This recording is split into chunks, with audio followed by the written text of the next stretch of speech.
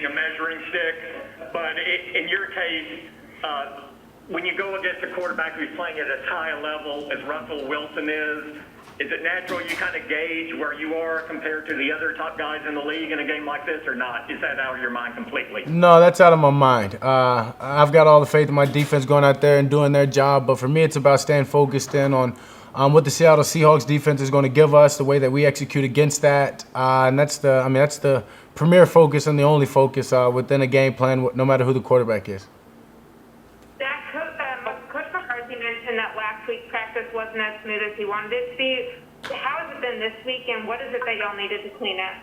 Yeah, I mean, just communication, and it's always going to need to get better. I can't say that this week has been the cleanest either, but we're always going to grow. We're always getting better and better, and it starts with me communicating on the offense, and then the defense, the signal callers communicating there, and us just bringing the juice. I mean, obviously, we've got to come out there. We've got to be energized and create our own energy within our practices, just as we have to do when we go on these road games without fans.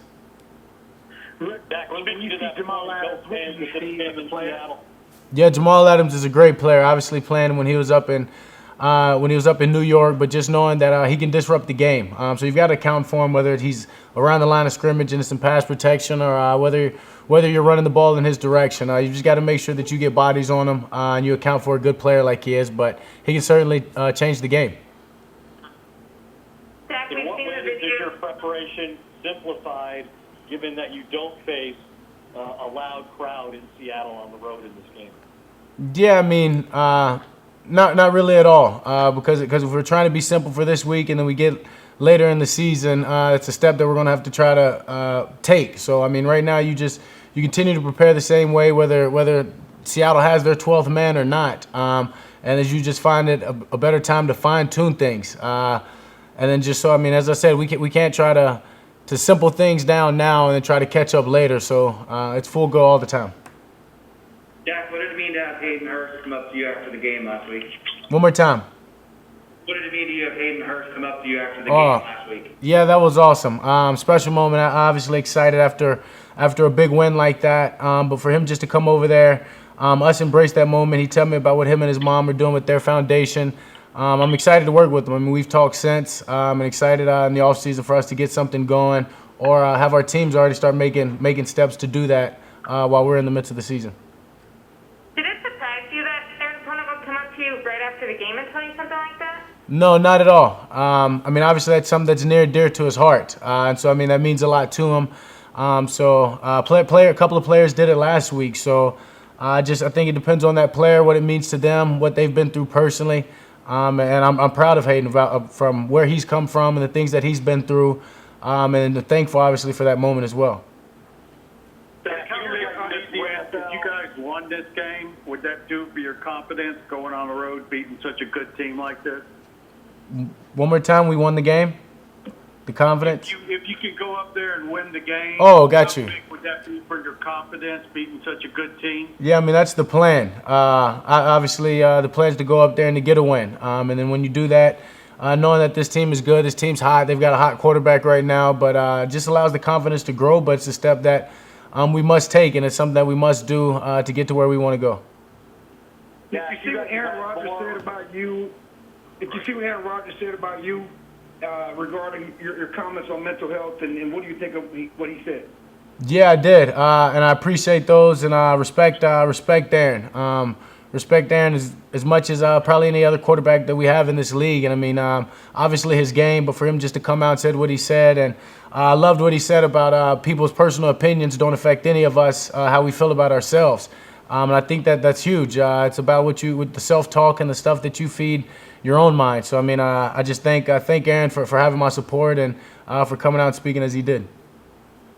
Dak, you guys lead the NFL in explosive plays on offense, and Seattle's given up more explosive plays on defense than any team in the league. How much of a priority is it for you guys to take advantage of that? Yeah, I mean, it's huge, but we just have to allow the game to come to ourselves, come to us. I don't think we can go out there and saying we've got to have this many explosive plays in the first quarter or this many plays by half.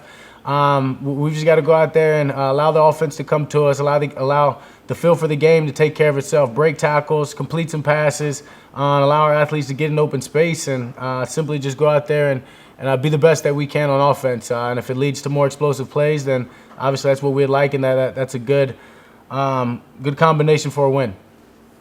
There's a lot of excitement going into the season about what Gallup and Cooper and CeeDee Lamb could do together. Small sample size with 2 games, but how is it working with those 3 guys? How do they play off of each other? How does it help you get to some other things or open things up offensively? I mean, I think it opens up everything, but as well, when you have a running back like we do, when you have to when they have to load the box up like that just to stop Zeke, we're going to get the one-on-one coverage that we want. And I don't think there will be a game that I'll play all season long where there's not a couple of mismatches every time that it's man across the board. So just being able to have that talent, that ability out there, and just their sense of pride in what they do and their work. I mean, they're always encouraging each other to do better, and I think that's why that group is so special, and we're going to be special together. Last one, please. Dak, Got a meeting. Dak, what are your thoughts on no one being charged for the Breonna Taylor shooting? Yeah. And I know you guys talked about doing something as a team. Where are y'all in that process of continuing that fight for social justice? Yeah, that's disgusting. I don't understand that one at all. There's a lot of things in this country that I don't understand that we're looking at right now. As I continue to say, it's about us to educate ourselves, about us getting registered to vote, and going out there and doing that, and making sure that we're educated on who we're voting for and what they're going to do while they're in office. So I mean, that's one of the biggest things that I'd say we've taken a step as a team is trying to just talk about that, the importance to vote and the importance to for our voices to be heard throughout our communities and be leaders there. But that's simply unacceptable, and don't understand an officer not being charged in that case. Thank you.